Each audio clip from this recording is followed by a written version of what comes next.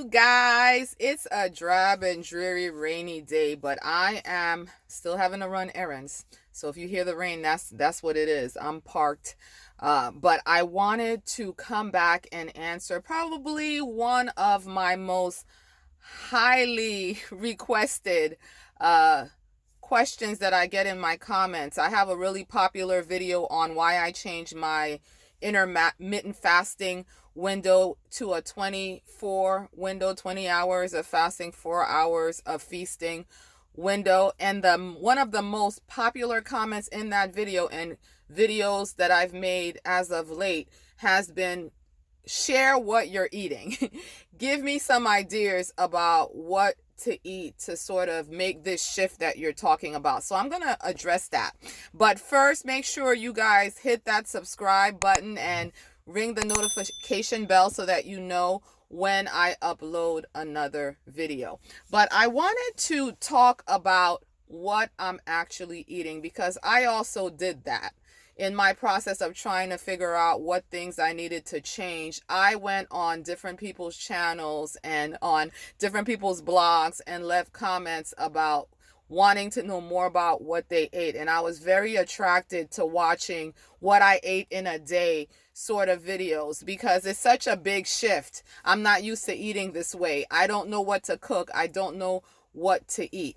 And I wanted to make this video because what I found the most helpful was not those videos. What was a game changer for me was understanding to listen to the signs and signals that my body, sends me. Your body will tell you literally what to eat and what not to eat, and kind of slowing things down and fully understanding, how I feel as I eat. So what I'm saying is, when I followed plans that people had, for having a low carb diet, or for at the time when I was testing out the ketogenic diet, I've tried paleo, I've done that. I've done a number of things. Whenever I've implemented that meal plan, yeah, it worked for them. Yeah, they managed to lose some weight, but I personally have foods that my body is still kind of sensitive to and working its way to process. For me, certain grains still don't really sit really well, with my body. I mean, when quinoa exploded on the scene, I was all down, down to implement that in my diet instead of rice. I actually liked to substitute it for rice. It worked really well with, the Haitian and Caribbean style stews that I was accustomed to making. But quinoa would blow my stomach up. Does this mean that quinoa is not a good food? No. But in my mind, I was so convinced that, I had to eat quinoa because of the health benefits and following somebody else's meal plan, that I wasn't paying attention to the fact that every time I ate quinoa, my stomach would blow up. That's where that bloating, that's where that bloating is coming from, And so personally, I'm not, I do cook well, and in the past have really enjoyed cooking. But in this perimenopausal season that I'm in, cooking is actually one of the things that I, experience a lot of anxiety about, and I'm really stressed out about, and I'm really kind of reaching out to family members to have them help me do.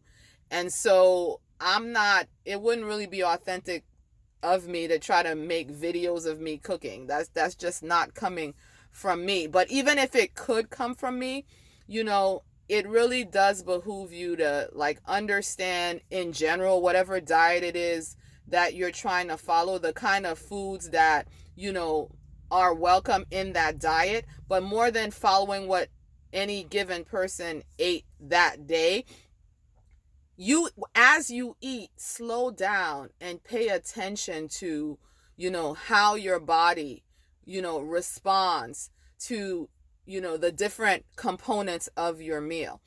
Another thing I had to do was to learn how to simplify the recipes that I was making. Caribbean cooking to me is not the simplest kind of cooking. There's all kinds of ingredients that go into making things, especially Haitian food. It's a little bit of that and a whole lot of that, this and a whole lot of that, and not a whole lot of measuring going on. And so if one particular ingredient was setting me off, sometimes it was kind of hard to pinpoint, what was going on, because that time I threw in a handful. This other time I threw in a pinch. You know what I'm saying? And so, in order to be successful, not only with just losing weight, but to be able to eat in such a way that my gut could digest what I was eating, and to kind of get on top of all the bloating that I was experiencing and all the gas that I was experiencing. I really had to simplify things and really pay attention to how I was feeling as I was eating, how I was feeling after I ate. And I've noticed that, the way I'm feeling a lot of times, is a result of not what I'm eating right this moment, but it could be a result of what I ate yesterday or what was missing from my diet. I had to learn, like some people follow, a carnivore diet, and there's a lot of research that supports the positive effects of the carnivore diet. But I don't know if I'll ever try that. But for me at this point, I noticed that I need to eat a certain amount of, vegetables and greens in order to keep things moving, to keep things running smoothly, if you know what I mean. But I've also learned that I can overdo that. I've also learned that for me, I need to cut back on what portion of vegetables I'm eating, because it's just hard on my gut, to kind of break that down and digest that. Yet I've heard people say you need to be having 10 cups of of leafy green vegetables every day. That's the vitamin content that your body needs, but I want to suggest that our bodies are smarter than that. Okay, without all the modern conveniences that we have today, if we really had to go out there and get food for ourselves and still thrive, I want to suggest that our body knows that every single day we're not going to be able to hit the mark perfectly on all the vitamins and minerals that we want. And I also want to suggest that before I got on this healthy diet and healthy way of looking and researching my nutrition, some days lunch was a sleeve of Ritz crackers, and I didn't think twice about the nutritional content of that. I didn't think twice about whether or not I was getting all my nutrients that day. I was more concerned with, settling my stomach and getting rid of the hunger pains. And I ate whatever it took. So now that we're on a healthy diet, why are we breaking down our macros in such a way as to suggest that our bodies will break down if we don't give them a certain vitamin content every single day, that our meals have to be perfectly arranged for that? I want to suggest that our bodies are smarter than that, and there's a lot more wiggle room than that. And so I tend to approach this more, over a long term, over the course of a week, over the course of a couple of weeks, over the course of a month. What sort of foods am I putting in my body so that I'm making sure that I'm getting good nutrition in there? Okay. So all of that to say that I don't think I'm going to really be focusing on, offering you guys recipes, or, it might be fun to allow you guys to see what I ate all day, but I think it's more valuable, if you want to see results, to start paying attention to what your body is telling you and designing a meal plan that's specific to your physical needs and also your lifestyle. Okay.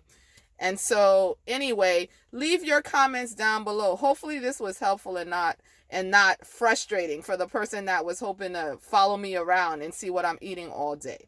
Let me know what you think in the comments down below. Be blessed.